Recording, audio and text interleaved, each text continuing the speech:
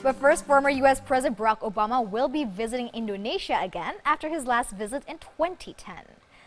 This time, Obama will be accepting Joko Widodo's invitation for a vacation with his family.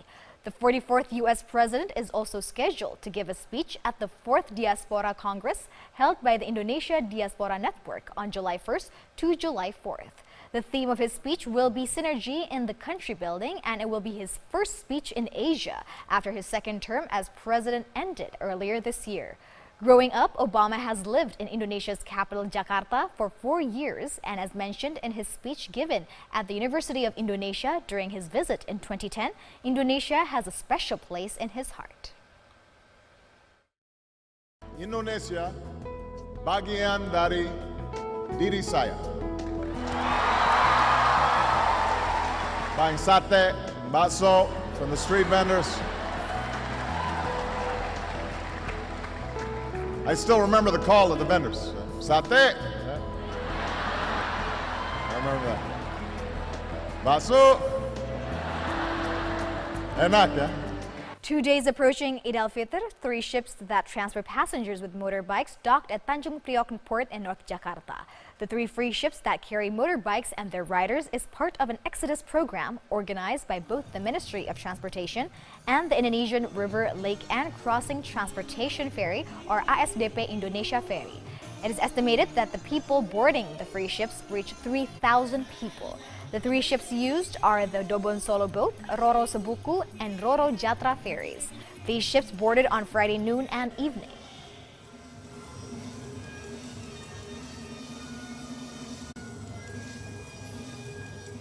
Representatives of the Indonesian, Philippines, and Malaysian government met in the capital of the Philippines for a trilateral meeting aiming to stop the spreading of radicalism and terrorism in Southeast Asia. The 3 countries agreed to increase cooperation in several fields, including exchange in terrorism, intelligence, and also joint training in military and police personnel.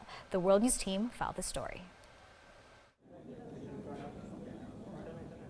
The Indonesian Minister of Foreign Affairs Retno Marsudi with the Philippines Foreign Affairs Secretary Alan Peter Cayetano and Malaysian Minister of Foreign Affairs Dato Sri Anifah Haji Aman met in Manila with top security officials to closely cooperate in halting the flow of militants, weapons, funds, and extremist propaganda across their borders, as they expressed alarm over recent attacks in the region, including a month-long siege of a southern city in the Philippines. This is a continued meeting after the first one held in Yogyakarta last year.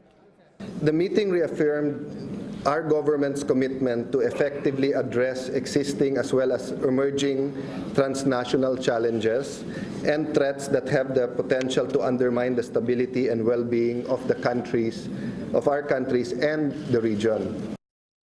In a joint statement, the 3 governments expressed concern over the recent incident of terrorism and violent extremism in their countries and said they would plan strategies together to combat them.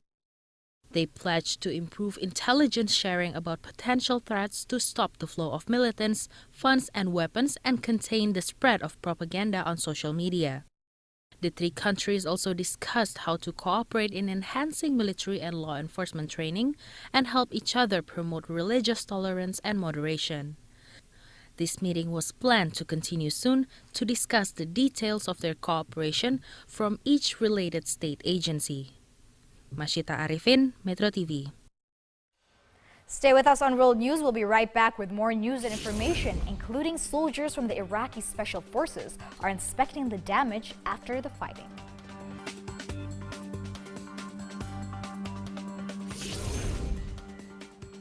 In Algeria, scouts give out free iftar meals to drivers to reduce the number of accidents caused by people speeding home to break their fast.